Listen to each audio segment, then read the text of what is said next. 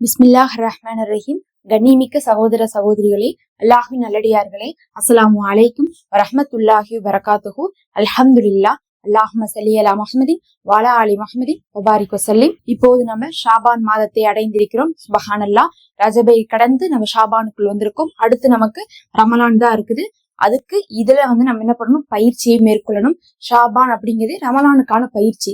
அப்ப ரமலான்ல நம்ம என்னெல்லாம் செய்யணும்னு நம்ம நினைச்சு வச்சிருக்கோமோ அதை எல்லாமே நம்ம ஷாபான்ல அதிகமாக செய்து கொள்ளலாம்.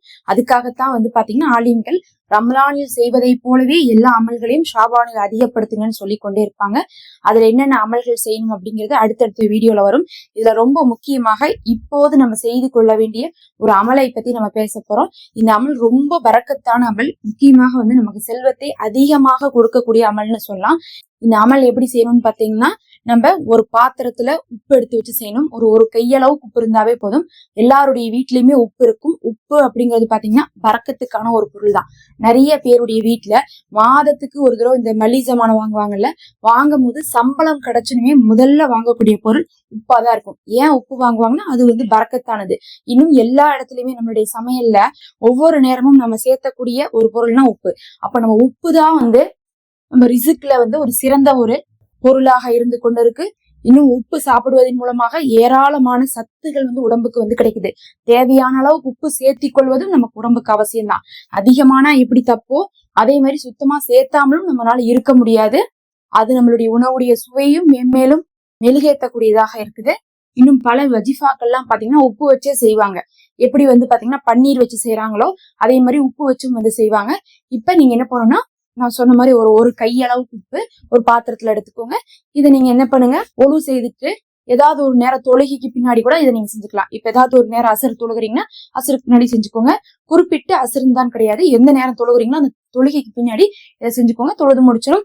அந்த பாத்திரத்துல உப்பு எடுத்து வச்சுக்கோங்க. உப்பு எடுத்து வச்சுட்டு முதல்ல பிஸ்மி சொல்லி ஆரம்பிச்சு தரூதே இப்ராஹிமை 11 முறை ஓதுங்க.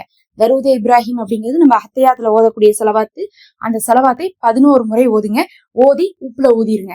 ரெண்டாவது, அதுக்கப்புறம் குல்ஹு அல்லாஹு அஹது சூரா, அதாவது சூரா இக்லாஸ் இருக்கு பாருங்க, அதை 11 முறை ஓதி நீங்க என்ன பண்ணணும், மறுபடியும் அந்த உப்புல ஓதணும். தரூதே இப்ராஹிம் அப்படிங்கிறது நமக்கு பாத்தீங்கன்னா நபி ஸல்லல்லாஹு அலைஹி வஸல்லம் அவர்களுடைய பரிந்துரையை நமக்கு மறுமை நாள்ல பெற்றுத்தரும். இன்னும் அல்லாஹுடைய அருட்கொடைகளையும் அருளையும் நம்ம மேல பொழிய வைக்கிறதுக்கு செலவாத்து ஒரு பெரும் காரணமாக இருக்கும். அதனால நம்ம செலவாத்து ஓதுறோம். ரெண்டாவது குல்ஹு அல்லாஹு அஹது சூரா அப்படிங்கிறது நமக்கு குர்ஆன் ஓதிய நன்மையை தரும். இன்னும் அந்த சூரா அல்லாஹுடைய சிஃபத்தை சொல்லக்கூடிய சூரா, அல்லாஹு விரும்பக்கூடிய சூரா. அது ரொம்ப முக்கியம். இது பாத்தீங்கன்னா பரக்கத்துக்கான சூரா, ரஹ்மத்துக்கான சூரா, ரிசுக்கை கொடுக்கக்கூடிய சூரா, கடனை அடைக்கக்கூடிய சூரா, செல்வத்தை தரக்கூடிய சூரா, ஏராளமான பலன்கள் இருக்கு. அதனால அந்த சூறாவை 11 முறை நீங்க ஓதி ஊதிக்கணும். அப்புறம் கடைசியாக நீங்க ஓத வேண்டியது யா ரஸாக்கு யா வஹாபு அப்படின்னு சொல்லிட்டு 101 முறை ஓதணும். யா ரஸாக்கு யா வஹாபு. ரஸாக்குன்னா என்னன்னா ரிசுக்கு அளிப்பவன் அப்படின்னு அர்த்தம். யா வஹாபுன்னு என்னன்னா மிகுதம் கொடுப்பவன் அர்த்தம். ஃபர்ஸ்ட் எனக்கு ரிசுக்க கொடுன்னு நம்ம கேட்கிறோம், அதுக்கப்புறம் அதை தாராளமா கொடுன்னு நம்ம கேட்கிறோம். அப்படின்னு என்ன அர்த்தம்னா, எங்களுக்கு உணவாகட்டும், வருமானமாகட்டும், இன்னும் செல்வமாகட்டும், எங்களுக்கு நீதா கொடுக்கக்கூடியவன். இன்னும் அதை அதிகமாக கொடு. ஏன்னா அதிகமாக அல்லாஹ் வாழ கொடுக்க முடியும். அல்லாஹ் கொடுக்காம இந்த உலகத்துல யாருக்குமே ரிஸ்க் கிடைச்சிருக்காது, வாழ முடியாது. அப்ப அல்லாஹ் கொடுத்துட்டு தான் இருக்காங்கிறது உண்மை. ஆனா அது போதுமான அளவுக்கு இருக்கான்னு கேட்டா நமக்கு நிறைய நேரத்துல அதை விட தேவை இருக்கிறதுனாலதான் நம்ம கடன் கஷ்டம்னு போய் சிரமப்பட்டு இருக்கோம். அப்ப நீ கொடுத்து கொண்டுதான் இருக்கிற, நாங்க சாப்பிட்டுட்டு தான் இருக்கிறோம், சம்பாதிச்சுட்டு தான் இருக்கிறோம். ஆனா இதுக்கும் மேற்பட்டது எங்களுக்கு வேணும், அதையும் தாராளமா கொடுத்துரு. எங்களுக்கு ஒரு சொந்த வீடு வேணும், இன்னும் கை நிறைய காசு வேணும், நல்ல வருமானம் வேணும், நல்ல சாப்பாடு, நல்ல ஆடை, ஒரு ஆசைப்பட்ட வாழ்க்கையை ஒரு உயர்தரமாக எங்களுக்கு கொடுத்துருன்னு சொல்லிட்டு நீங்க இதை ஓதுங்க. இதை 101 முறை ஓதிட்டு மறுபடியும் கடைசியா தரூதே இப்ராஹிமை 11 தடவை ஓதிட்டு நீங்க என்ன பண்ணணும், துவா செய்யணும். என்ன துவா செய்யணும்னா, எங்களுக்கு இனி ஃபுல்லாவே இந்த ஆண்டு முழுவதுமே எங்களுக்கு உன்னுடைய ரிசுக்கை தடை இல்லாம கொடுத்துரு. இதை ஓதிருக்கேன், இப்ப இருந்து ஆரம்பிச்சு எங்களுக்கு தங்கு தடை இல்லாத வருமானத்தை கொடுத்துரு, கடனை அடைத்து கொடு, உயர்ந்த செல்வத்தை கொடு அப்படின்னு சொல்லிட்டு அல்லாஹ்கிட்ட துவா செஞ்சுக்கோங்க. இந்த உப்பை நீங்க என்ன பண்ணணும்னா சாப்பாட்டுக்கு பயன்படுத்தணும். நீங்க தனியா தான் வச்சு பயன்படுத்தணும் இல்ல, நீங்க வேற ஏதாவது உப்பு டப்பா வச்சிருக்கீங்க, அதுல ஏற்கனவே உப்பு இருக்குன்னா அதுக்குள்ளேயே கொட்டிடலாம். இதுக்கு நம்ம புது உப்பு கூட எடுக்கல, ஏற்கனவே பாக்ஸ்ல இருக்கக்கூடிய உப்பு எடுத்துட்டு வந்தாவே போதும். சிலர் கேட்பாங்க புது பேக்கெட் வாங்கி தான் யூஸ் பண்ண மாட்டேன், அப்படிலாம் கிடையாது.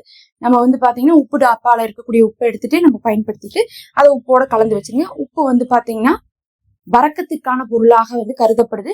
ரிசுக்லயே வந்து ஒரு உயர்ந்த ரிசுக்காக இருக்கு. இதை நீங்க செஞ்சு வச்சுக்கோங்க. இது செய்யறதுக்கு ஒன்னும் சிரமம் இல்லை. ஒரே அமர்வுல வெறும் 5 நிமிஷத்துல செஞ்சிடலாம். ஏன்னா சூறாவே நம்ம 11 தடவை தான் ஓத சொல்றோம். அது குல்கொல்லாவது சூறா தான் சொல்றோம். இந்த இஸ்மு பாத்தீங்கன்னா 101 முறை அப்படிங்கிறது ஒரு 2 நிமிஷத்துல ஓதிடலாம். அதனால நீங்க ஒரே அமர்வுல செஞ்சுக்கலாம். இந்த அமலை செய்யுங்க. அல்லாஹ் உங்களுக்கு பரக்கத்தை தருவானாக. நம்ம தொடர்ந்து சாபானுடைய அமல்கள் போடுவோம். அடுத்தடுத்து வீடியோக்களை பாருங்க. என்ன திக்ர் ஓதணும், என்ன அமல் செய்யணும் நபி அவர்கள் சொல்லியிருக்காங்க. நம்ம ஒவ்வொன்னா பார்க்கலாம். மறக்காம சப்ஸ்கிரைப் பண்ணிக்கோங்க, லைக்கும் ஹைப்பும் பண்ணிக்கோங்க. மெம்பர்ஷிப் இருக்கு, விரும்புறவங்க மெம்பர்ஷிப்ல ஜாயின் பண்ணிக்கோங்க. அஸ்ஸலாமு அலைக்கும்.